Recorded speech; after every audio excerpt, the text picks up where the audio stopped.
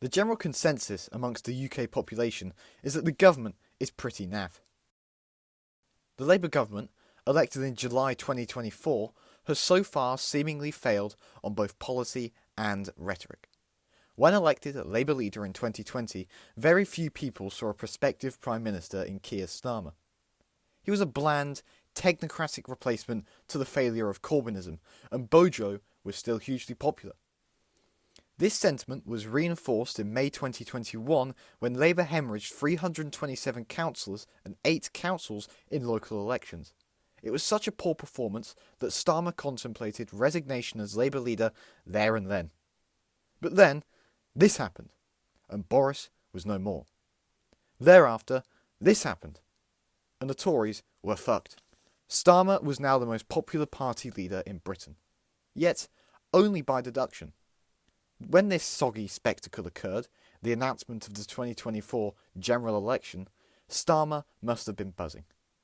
All he really had to do was sit back, kick his legs up, and watch the Tories dig themselves into a deeper hole as they tried to justify 14 years of fuckwittery. They didn't even try with a proper campaign slogan, and as for policies, they didn't really need any. However, the soon-to-be Chancellor, Rachel Reeves, made some pledges, especially concerning what she would not do. You see, Labour have held a kind of shaky reputation with the economy.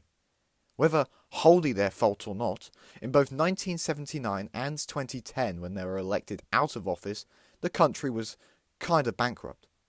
In 2010, the outgoing Treasury Secretary left a note for the new government. I'm afraid to tell you there's no money left. It was an act of flippancy which left a slight stain on the already poor economic record of a departing government which, to their credit, had to manage a pretty tough economic crisis. So anyway, Reeves pledged not to increase taxes on working people. She didn't have to do this, and it would later become a bit of a headache. Beyond that, the campaign was boring. Then it spiced up with the return of some right-wing chainsmoker. No worries, he wasn't going to steal any beautiful, educated Labour voters. He did, however, nosh a big chunk out of the Tories' vote. The result was historically disastrous for the Tories. Starmer had a supermajority, 411 seats, enough to act like a dictator over his parliamentary party, ostensibly. You see, he was a tough guy, willing to do tough stuff. He booted out Corbyn, along with purging other lefties who were causing trouble. These purges continued into government. When it came to voting on an amendment to the King's Speech proposed by the SNP to abolish the two-child benefit cap, the Labour whips commanded their MPs to vote against it. 7 Labour MPs said no and defied the whips. They were gone soon, though one would reappear later. It was assumed that the return to government after a 14-year hiatus would bring with it a little chippiness, what they call a honeymoon period. One set of riots and a dejected garden speech later, and all that had fizzled out. By December, they were polling the same as the Tories. Quite a collapse. How did this happen?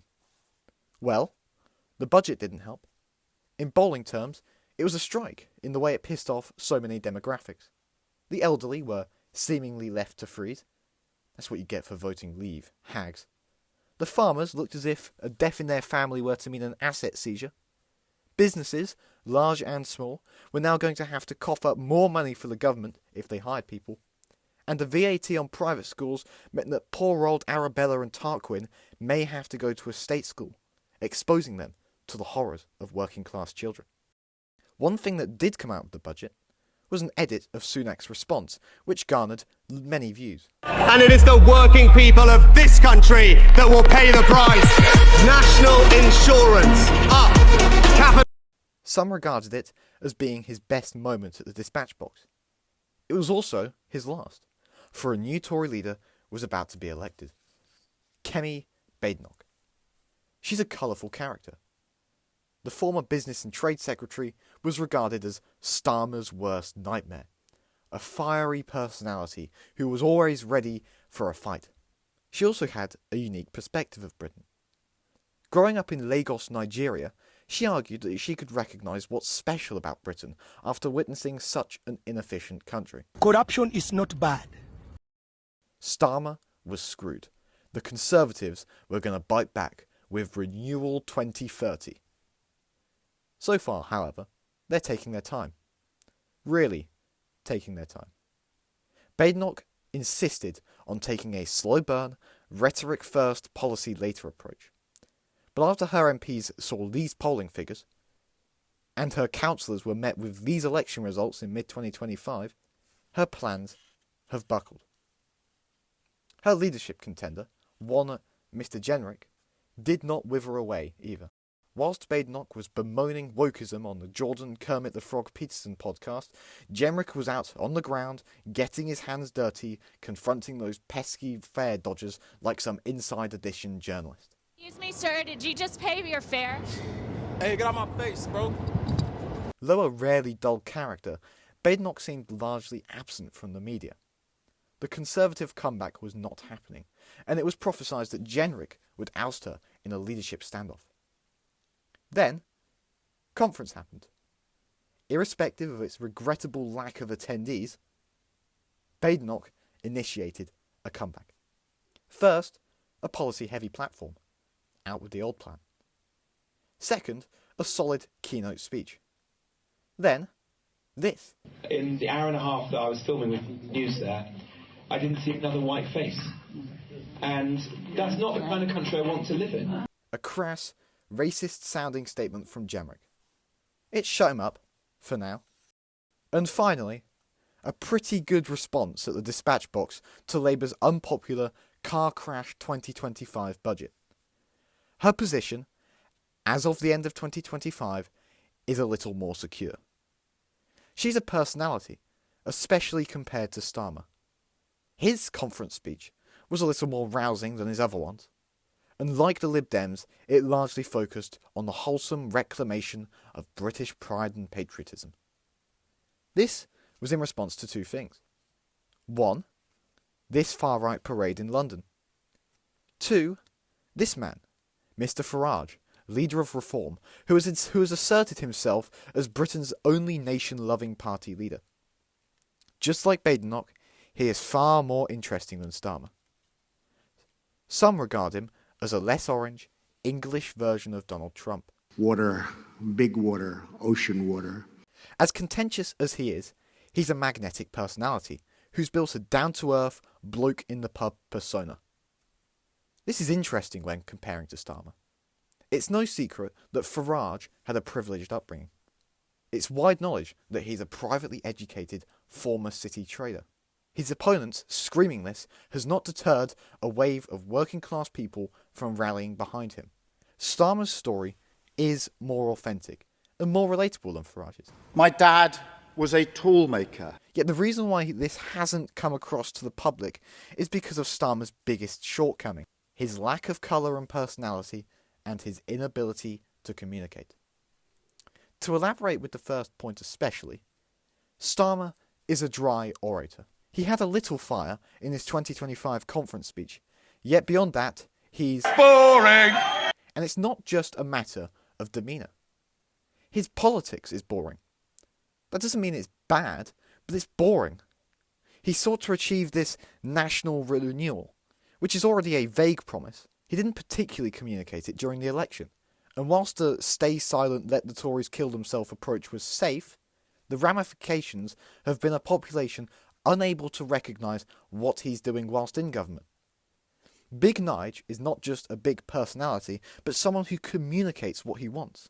His politics is questionable, yet it's engaging, radical and clear. Britain needs reform. And what is reform? No Tories, no Labour, less immigrants, less government waste, and less wokeness. In September 2025, British politics was further saturated with another personality when the Greens elected Zach Polanski to be their leader.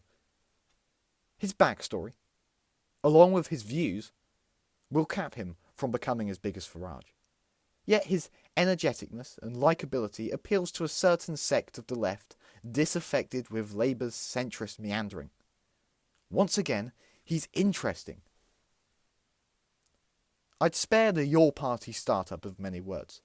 The collection of independent MPs and Labour dissidents are an unhappy marriage. Zoltana and Corbyn appeal to some. Yet Zoltana has made herself look disorderly, Corbyn has dithered, and combined with some highly socially conservative Muslim independents, the party is an incoherent train wreck. The more calculated left have migrated to Polanski.